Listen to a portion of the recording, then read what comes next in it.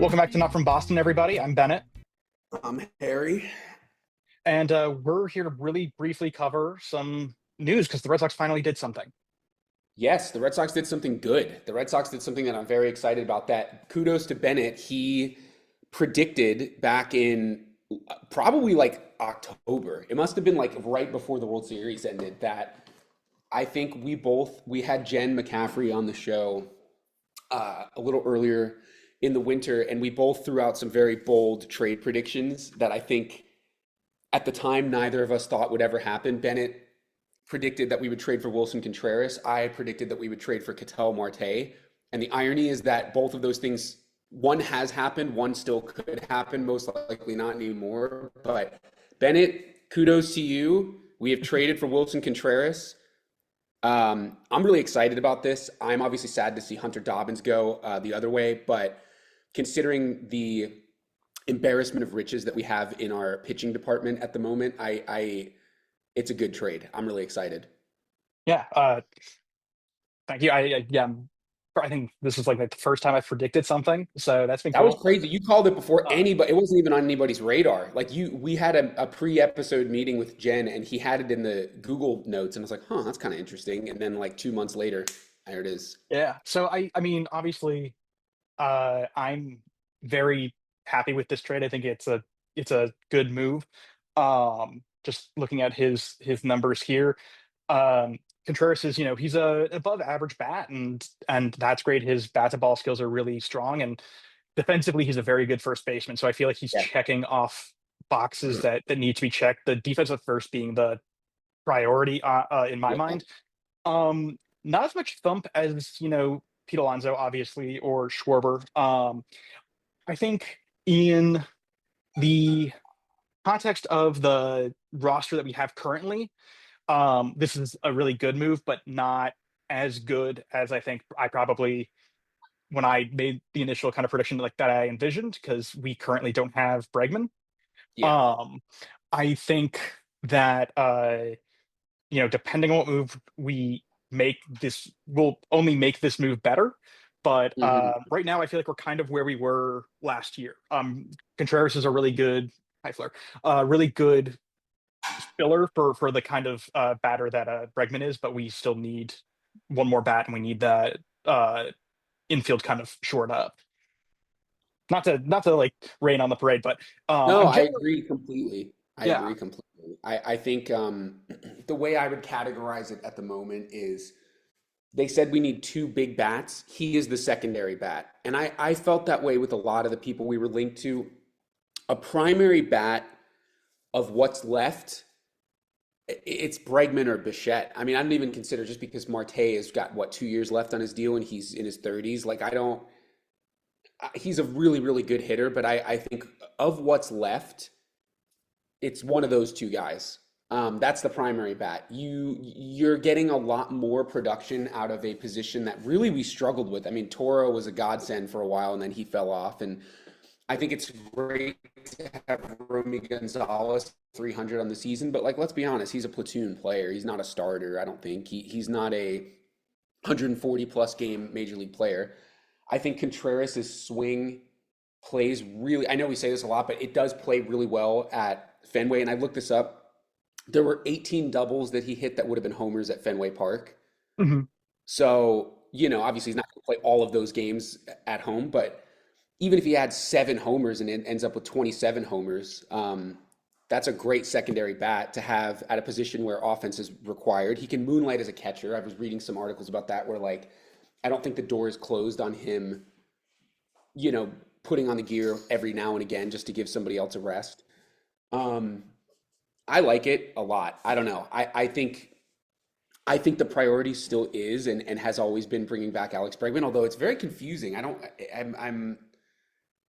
know. I mean, maybe we should talk about that a little bit. I don't really know what to make of all these reports. It's apparently the Blue Jays are the team that reached out to Scott Boras and not vice versa. Whenever I see when you do the digging that it's the agent reaching out, I'm like, okay, he's just stirring up controversy to get a higher Yeah, price. But it is interesting that he has other AL East suitors. That's not always the best news. You don't always want to hear that, but that's yeah. kind of my take on everything. I'm excited though. I'm just glad that like they're doing something, you know?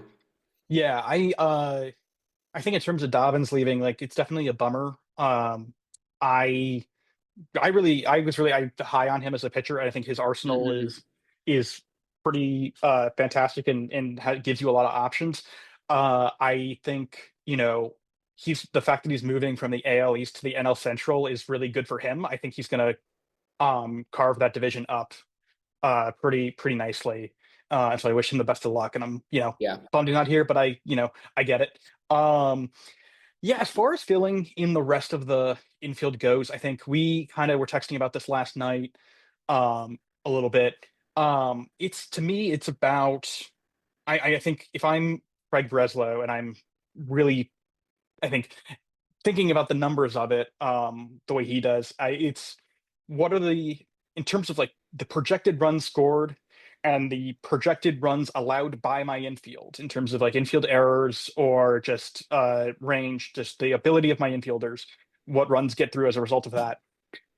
If, depending on the ratio of those two numbers, uh, in each possible combination. So one with Bregman at third, one with Bichette at second, and Meyer at third, one with Yeah. Meyer at third and Romy at second, or Rafaela at second. Whichever one of those results in the fewest runs allowed and the most runs scored, I think is where Breslow's going to go. Yeah. I don't know that Bregman is the guy who does that. I think Bichette I don't might know. be, but Bichette is, I don't know. He only played defense at second. He only played second during the World Series. Like that's a very small sample size to go off of. Yeah. But I think not a good defensive shortstop. No, he's Second not at base, all. second base, is would be better for him in the sense that he Hmm. has less ground to cover and less distance to make a throw. I think Ken Rosenthal mentioned that Bichette can play third. He absolutely should not play third base. No, That may make that is all of never those gonna things happen. worse. That's never gonna happen. Yeah, again, like I think for me, Bregman over Bichette comes down to intangibles. Uh, and with Bo Bichette, I think that contract is going to be just as hard to swallow for the Red Sox as Bregman. And I was looking last night at the Red Sox history since Hmm. 2007 of offering free agent contracts to guys over the age of 30, or not over the age of 30, over like either between the age, like starting at age 28 and up. So batters who would be in their 30s. Uh, and Yeah. that was a pretty telling. That was pretty telling, honestly, um, because you had guys like, uh, obviously like JD Drew, but then who, finished their contracts in full. But then you have a run of Carl Crawford, Adrian Gonzalez, Pablo Sandoval, Hanley, you know, uh, guys Right. where we offered these like large sums of money to guys who were, 28, 29, 30. And those contracts ultimately were bust for the Dud. Sox and cost them a lot of money. Yeah. So I don't think there's really any upside to signing Bichette over Bregman because I think their hesitancy on their reason to be hesitant is the same for both players. Yeah, I don't think they like long-term free agent contracts. What was JD Martinez's contract? It was 4 years or five? I don't remember. I Five. think it was It was five. 5 years for 70. Okay, so that's not really a huge contract. That's a DH No. I contract. mean that That's was oh 14 seven. Yeah, but I mean he also didn't DH. He played right. So Yeah, huh. yeah, I mean JD Yeah, Martinez was 5 years, 110. that's what I was. Sorry, I said JD Drew. JD Martinez is what I meant to say. Yeah. 5 years, 110, 22 million a year. Yeah, I mean that's a pretty big contract, but that's no, it's no Yeah. Kyle Schwarber deal. Um, Listen, at the end of the day, the way Major League Baseball is playing out is you're gonna have to sign a free agent. Like it's just Yeah. you're not gonna be able to avoid it forever. We didn't even really talk about the fact that John Henry is selling the Penguins, which is really I don't know what that means about the Red Sox and Liverpool and the rest of his investment portfolio, as it were. But I would hope it means there's more money available to spend. We're Yeah. not. I think we're in the first luxury tax bracket at the moment. We're about to hit it. We're not even there yet. We're like We're five not hundred. even We're there like yet. Okay, five hundred so thousand dollars short. So I mean, and I know St. Louis took 8 million out of the deal for Contreras. That's right. So that yeah, but we're $500,000 under the tax with the Contreras deal worked out. Right. So I think Sean McAdam was saying that the Red Sox don't want to go over 264, which is the next tier. So they have the room to, Mm. Bregman, if they can get an AAV that is under 30, um, Hmm. you know, That's I not going think to they should. happen. But I mean, I don't know if they get it, if it's enough years, then like maybe it's 25. Right. Yeah. I don't know. Do you really see Alex Bregman at 32 almost taking well, maybe. I mean, maybe that's what maybe he wants like a Bogarts kind of situation where it's a lower AAV and it's like a 10-year deal, but I don't see the Red Sox doing that either. Like I don't know, dude. I think as for me personally, as time has gone on this offseason, just kind of seeing what teams are doing and what's being valued on the market, I am sort of slowly starting to turn my attention to Bo Bichette just because he's younger and I think there's more. He had a not great year and then he came back and then he got injured and had a bounce back in the World Series, obviously. But I think there's more leverage for the team. It's not my money, but there's more leverage for the team to get creative with a contract. Whereas I think Bregman, even with the dip at the end of the season and the injury, it's very clear. Who's Bichette's agent? Is he Scott Boras also? I don't know, but I'm I don't think looking. he is. Yeah, he's not. He's with Vayner Sports. I don't So not there you go. familiar I, with I them. think like these Boris guys, like it's very clear what the market is dictating for him. Like Bregman is going to want 5 years, 160 million. Like that's what the minimum is going to be for him. Um, Yeah, but the I market value on Bichette, according to SpotRack, is 8 years, 186. I think ESPN put it lower at like 171. Or Yeah, one I would say maybe, 170 sounds like. So that's but 21 million a year. yeah, I think I think the AAV is a tough pill for. The thing is, like, I don't think the Red Sox like the money or the years. I think they hate the whole Yeah. thing. So like, Yeah. I'm like, yeah, they're like, okay, yeah, we pay Bregman more than we want, and it's more years than we want. Um, Bichette is like maybe a little less money than that, but still more than we want, and a lot and longer than we want. That like for sure. Mhm. Like I think with both guys, I think they hate both options if we're being honest. Yeah. Um, but I think again, like for me, it's like the intangibles. It's like why I think it's worth signing Bregman. I think from what I understand, the D-backs, because they got into the game on Bregman, they offered him 6 years. And so like that's kind of Yeah. where we are now. And I feel like the Red Sox can either like give him 5 for more money, Yeah. um, that might entice him more, or it's they have to match 6, and probably more money anyway. And even Yeah, they're then, gonna there's have to go more money regardless. the thing is like they're running the risk of, or they're probably thinking about like, are the D-backs going to pull Padres, but like with Xander in 2022, and are they going to go stupid? Um, Mhm. I don't think the Blue Jays go stupid. I don't think that No. I think they're smarter than that. I think the Diamondbacks go stupid. And the Red Sox won't go for 11, years, however many million.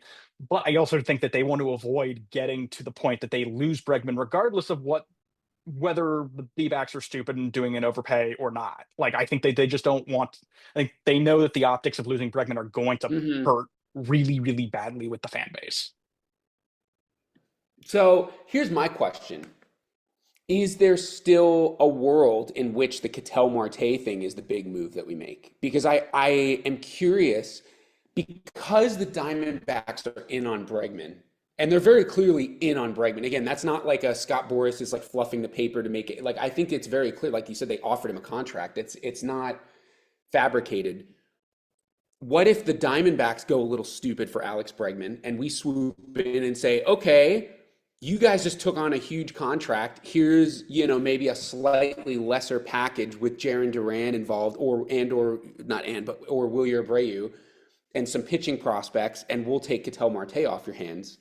Um, is that the big move we could make? Because I wouldn't be super stoked about that if I'm being honest. I really want a free agent signing because I just want to know that ownership is like willing to spend some fucking money. That's really the main thing. And I know they extended Crochet. I understand that they obviously they gave Devers the extension, but then immediately flipped him. So like I want to know that that hole is going to be filled long term. I don't want every 2 to 3 years new piecework players coming in. But is there a world in which Marte is the move? I don't think so at this point because I think, Okay. based on everything, I don't think the Diamondbacks accept a trade that doesn't include Connolly early or Peyton Tolley, and I don't think the Red Sox are Hmm. going to give on those guys. I mean, I wouldn't like personally, like um, I don't think it's worth losing either of those guys, honestly.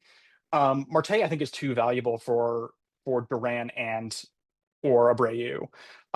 So I Yeah. think the door is kind of shut on Marte for that reason, unless like the rest of the options dry up and D-backs get Right. desperate, and unless the D-backs like do not want to retain Bregman and Marte on the payroll together, unless if it's like it's one or the other.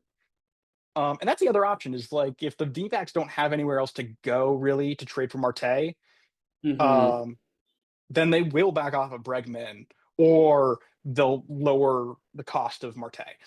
We have That's the only some situation. real quick. We have some Red Sox breaking news live on the podcast. Rob Refsnyder has signed with the Seattle Mariners. I saw that. Yeah, that is. I'm sad to see him go. It's a bummer because he mashes I lefties, but actually he's think going he to a ballpark was where you such a can't great. mash.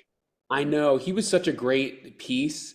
You know what though? Just so I want to go back to what we were talking about because this is not a it's a footnote, but I hope that he gets a lot of regular playing time there because there were a lot of times where I felt like, man, it'd be really great if we could just if he could get 115, 120 games, man, his stats would be so great. So I hope he goes and succeeds. I think he's in his 30s now. You know, he's hit that 10-year big league mark. I hope he goes and plays a couple more years, gets his full pension, and then retires.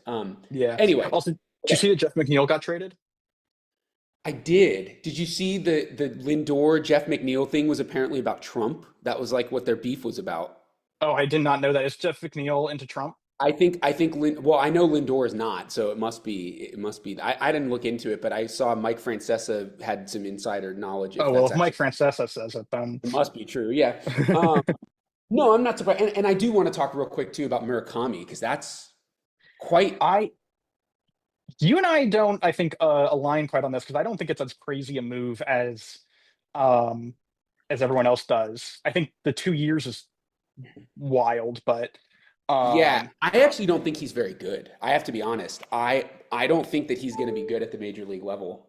And this is like a cherry picked stat that everybody keeps posting, but I looked into it deeper. Like his every offensive stat, his batting average, his BABIP, his fucking OPS, his power numbers, all of it, his on base percentage when he's facing pitching above like 94 miles an hour is very, very poor. And yeah, like you're going to the major leagues, bro. Everyone throws 100 now, you know? I mean, yeah, a lot of guys in Japan throwing 94, so I think it'll we'll see how he catches up to that. I mean, I think if it's a contract that works out, if he plays well, then I think The White Sox. with all the other young bats on that team, the White Sox become pretty sleepy good. Totally. Good for them too. Yeah, I'm glad they got a marquee signing. yeah. Anyway, though, yes. Go back to what we were saying because I think we were just I forgot right where you'd left off. Oh, I did too. I mean, in terms of the Sox, I think we were just talking Yeah, about, um, yeah, this the Marte thing not really being an option, um, and yeah, and I don't know. I already said my piece about Bichette and Bregman. It looks like we're keeping Duran and Abreu, which I find I don't know perplexing. about that yet. Let's not. I think you And kind this of is like have to at this point. I think right now you kind of have to because offensively, both those guys are valuable to a team that doesn't have Alex Bregman or Bo Bichette. Um, Even Mhm. though they clog up the outfield, we just like we need. to score runs. And I mean, unless we trade Duran for a batter, which I don't think we trade for a batter who's as valuable as him or more valuable. No. So I think we're kind of stuck with them. And then I think Bregman or Bichette coming in opens the door again to possibly exploring a trade, but I think it's pretty unlikely at this point. My concern is that that means Sadon is going to move to second base because That's that's, yeah, and I don't, again, it's hard with him because he is actually really good at second base defensively. He just hits, you've pointed this out and I've noticed it too. It's just anecdotal, but he hits worse as a second baseman. He does not play offense. It's just the way he's involved in the game, maybe mentally, but his offensive stats take a huge dip when he's playing second base. yeah.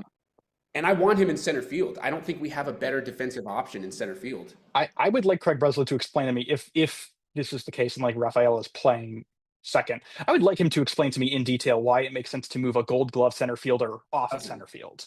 It Um, doesn't. right. So like I can't imagine like that just is too. I don't even think Cora would want to do that. I think that just is too stupid to be You're not going to true. DH. You're not going to DH Roman Anthony. You're probably not going to DH Jaron Duran. I know Jaron Duran had a Should kind of DH down year in the Duran. outfield, but he's still a plus. He's a They plus should. outfielder, though. I think it's a waste of athleticism. I think they also. I mean, then there's the Yoshida question. There's a lot Oh of, my.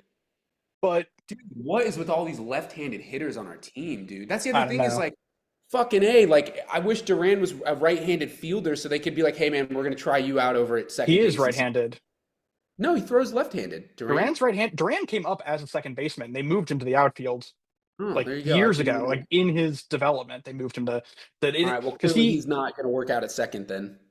yeah, because he got drafted, I think, like right when at the tail end of Pedroia's career. So they were like, yeah, we don't need a second baseman. You're gonna be an outfielder, and then like look where that got us.